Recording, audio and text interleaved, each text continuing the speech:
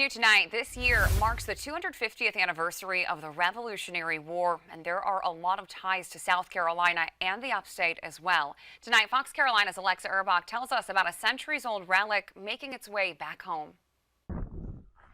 Director of Veterans Affairs Brent Cobb has a close connection to cow pens. So I've had several great-grandfathers that fought in the American Revolution. Some of them actually fought here. This now serene, almost silent field, once echoing with sounds of shots, terror, and heroism. So this is part of where the regiments would have came through in 1781. Not just any regiment, the Spartan Regiment, created 10 years before the founding of Spartanburg, lending its namesake to the city. They fought dozens of battles, including the Battle of Cowpens, a critical turning point in the American Revolutionary War that weakened Britain's strength in the South. I mean, they're just scrappy folks. They hopped on their horses and they went.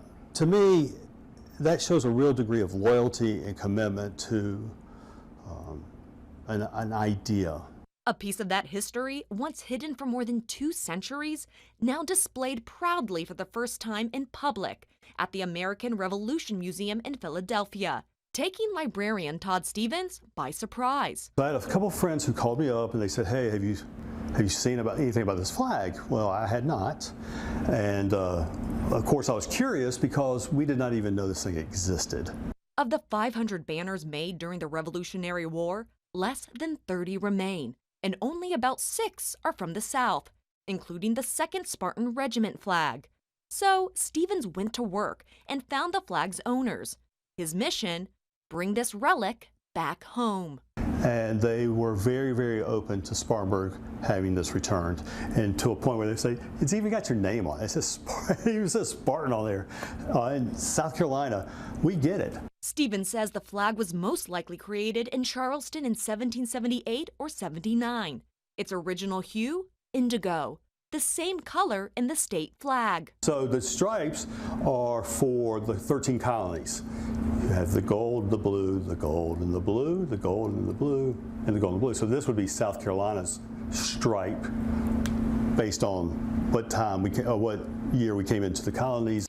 But the rest of the flag's symbolism is not as known and left to historians' best interpretation. This is a replica of the flag, which has a shadowed dog and a rattlesnake in the center. Now, the snake is widely thought to represent the strength and tenacity of the Spartan Regiment.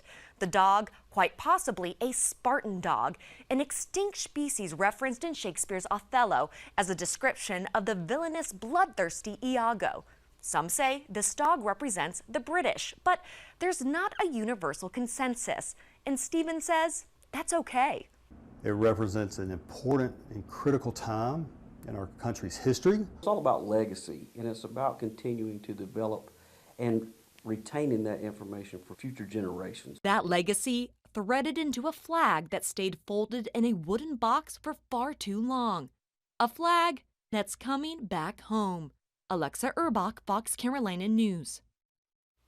And that flag will stay on display in Philadelphia until the end of the summer. Then it's making its way to Spartanburg County Library, where officials are finalizing plans for its preservation.